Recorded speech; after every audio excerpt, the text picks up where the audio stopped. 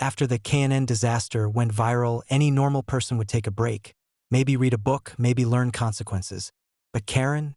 She woke up that next morning with a new delusion. She was destined to be a Hollywood icon. I discovered this when a moving truck arrived in front of my ranch, blasting dramatic action music. Out stepped Karen wearing a sparkly director's jacket, aviator sunglasses far too big for her face, a megaphone holster like she was armed for war, a beret labeled visionary. She spread her arms wide like she expected paparazzi. Lights, cameras, HOA justice. Behind her, a dozen HOA members carried props. Cardboard police cars, plastic swords, wigs made of yellow mop strands, and a set piece that looked like a badly drawn courthouse, probably her garage again. She slapped a script into my chest, HOA Wars. Rise of the Karen, written by Karen, directed by Karen, starring only Karen. The subtitle read, "A true story where I am right and everyone else is wrong." Already fiction. I flipped through the pages. There were random scenes like Karen negotiating peace with aliens over lawn height, Karen karate kicking a trash can labeled evil, a dramatic monologue about leaf piles. Then the casting began.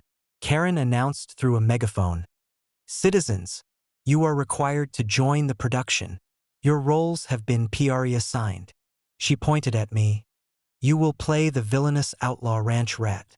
You oppose the HOA because you are jealous of my leadership." She pointed at my wife. "You will play the corrupt sheriff." An obvious parody, totally protected by freedom of speech. My wife just blinked. Slowly, Ramirez happened to pull up right then. Karen shoved a cowboy hat on his head and declared, "You are the forgotten hero who realizes I'm the chosen one. And don't argue. I wrote your dialogue." He said, "I'm going to pretend I didn't hear that," and sipped his coffee like this was all a hallucination. Then filming began. Karen yelled, "Action!" and immediately tripped over a camera cable, face first into a shrub. She stood up, dirt in her teeth, and shouted, "This movie will win all the Oscars." The HOA cameraman, Todd, accidentally turned the camera backward and spent 20 minutes filming his own confused face. Karen directed a dramatic chase scene, but she ran out of breath halfway.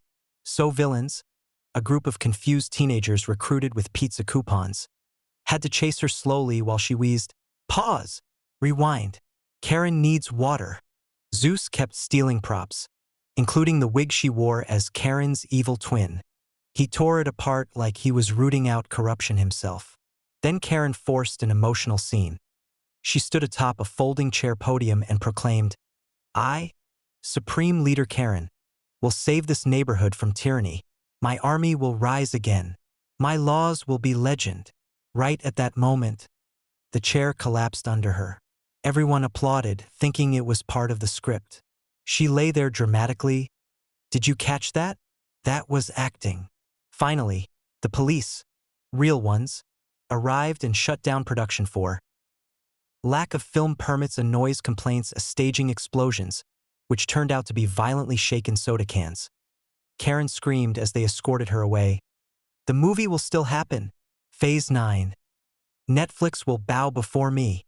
Ramirez looked at me with the dead eyes of a man too tired for paperwork. "She wrote me kissing her hand in the script," he said. I nodded.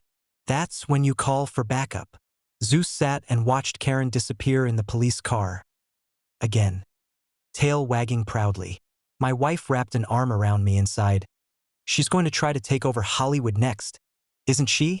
I stared into the horizon, where Karen was already plotting Karen, the franchise, Karen Cinematic Universe, KCU Phase 1. And I knew the nightmare was evolving, because once Karen conquers movies,